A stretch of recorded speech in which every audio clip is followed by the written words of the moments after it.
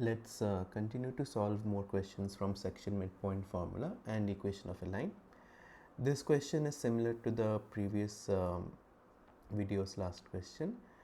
Here they're asking us to find the ratio in which the line joining these 2 points is divided by the line y equal to -3, and hence find the point of intersection. So if I just draw a rough figure, I will have my line segment A -2, 5 and point B -5, -6. Now this line segment is divided by another line which is having the equation y equal to -3.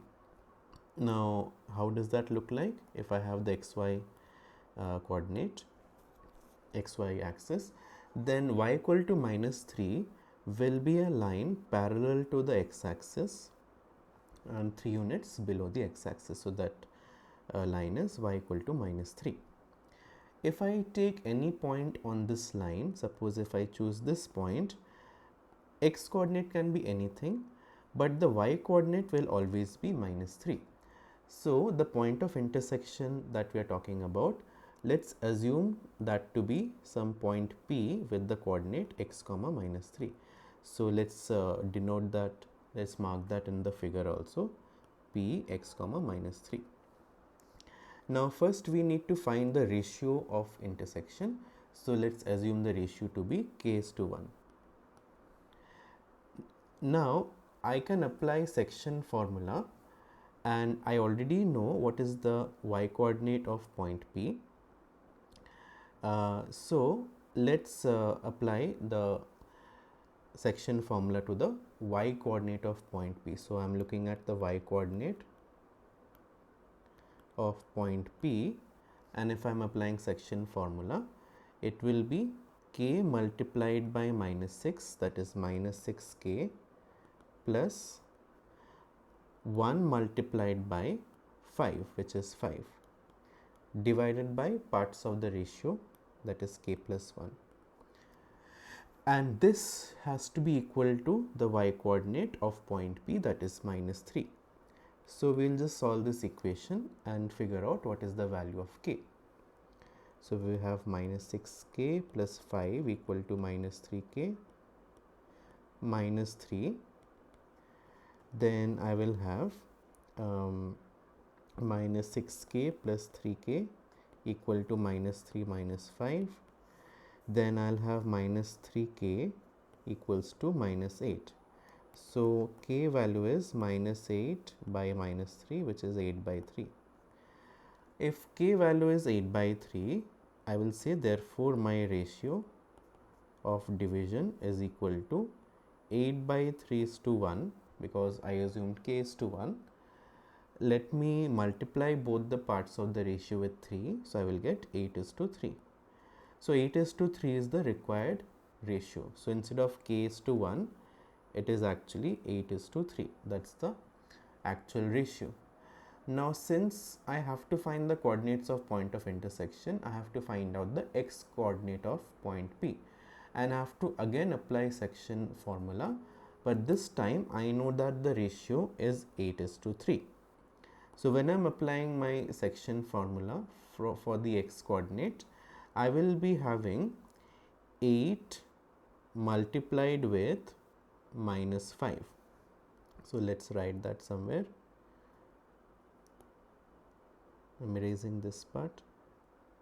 Okay, so now I'm focusing on the x coordinate of point P, and if I apply section formula, 8 into -5 is -40. Then I have 3 multiplied by -2, which is -6, divided by the sum of the parts of the ratio, 8 plus 3. This is my x coordinate. So if I evaluate this, -40 minus 6 is -46, and the denominator 8 plus 3 is 11. So the x coordinate is -46 divided by 11. And for coordinates of a point, I can leave the answer in fractions, it's not an issue. So I will say that therefore the coordinates of point P, coordinates of point P is actually minus 46 by 11 minus 46 by 11 comma the y coordinate is minus 3. This is the required point of intersection. Now moving ahead, the question is which of the following equation represents a line passing through the origin. So here I have to apply my knowledge of equation of a line, and a line passing through any point means that the coordinates of that point, when I substitute in the equation, it has to satisfy that equation.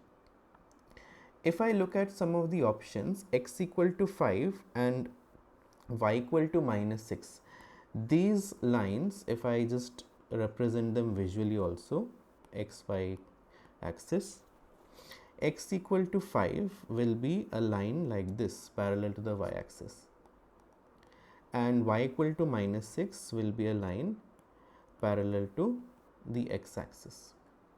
So of course they are not passing through the origin. Origin has coordinates 0, 0, that's the origin. So clearly they are not the answers that I am looking for.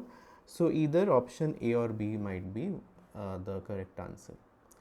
So I can simply substitute the values of x and y.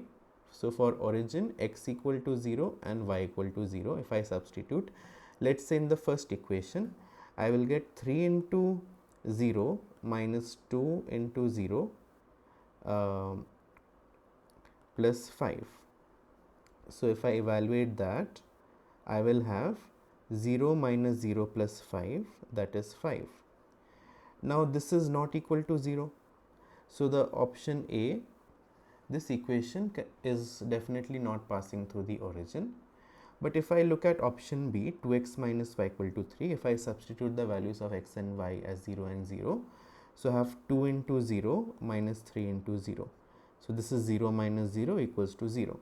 So this is being satisfied. So option B, this equation, this line will pass through the origin. Now we will discuss the concept of parallel and perpendicular lines in the next video.